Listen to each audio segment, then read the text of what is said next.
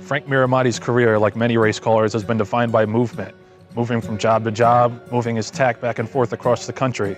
But now the California native has found his way home as the race caller at iconic Santa Anita. I talked to him about his winding road and how it led back to that coveted perch atop the great race place. I was a racing fan from a very young age. My dad used to take me to the track, and I don't remember. A lot of people remember their first day at the races. I don't, because I wasn't talking yet. And so we went out to the races. I grew up in Southern California, so Hollywood Park, Santa Anita, an occasional trip to Del Mar. But as soon as I was able to go out to the races, it became my favorite sport by far. We had a lot of sports teams with Rams, Lakers, Dodgers. I couldn't care less. I wanted to go out to the track. I very early on in life became fascinated with the announcer. We had Harry Henson at Hollywood Park. We had the great Dave Johnson at Santa Anita, and Harry also called down at Del Mar. And so I loved their voices, and at a young age, I became an impersonator just because it was something I've never been able to put my finger on how it happened, but I just learned how to imitate voices. And since we were at the track every week, I started imitating track announcer voices. And Trevor Denman was always my favorite announcer. Once he came in '83, I was in high school. My whole perspective and appreciation for announcers went to an entirely different level. And so I actually never, ever practiced calling a race with binoculars before I called my first races, which is really crazy to say because most people practice, they went on the roof, etc. I used to call and imitate Trevor's style, and sometimes before a race, I'd give my opinion and I'd call it as Trevor for the fans.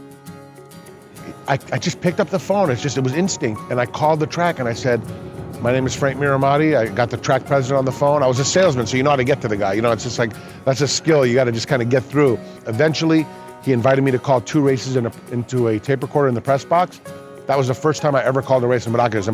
My hands were shaking. I called 2 races for him in different voices. He compared that to the tape. Closing day '92, he somehow, some way let me come in.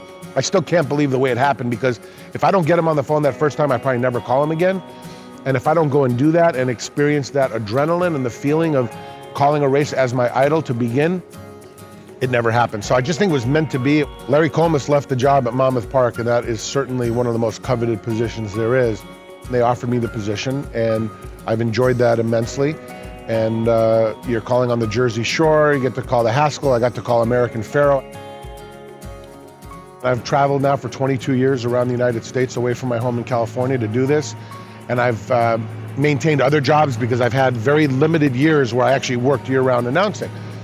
Santa Anita is, to me, everything, because my idol, Trevor Denman, called there. And I actually learned how to call by watching him from the grandstand and just trying to figure out what he was doing. And so for this opportunity to present itself, it's shocking, and you know, I know a lot of people use that word, it's humbling, but it didn't happen the way I thought it would. There was an audition for this job a few years ago.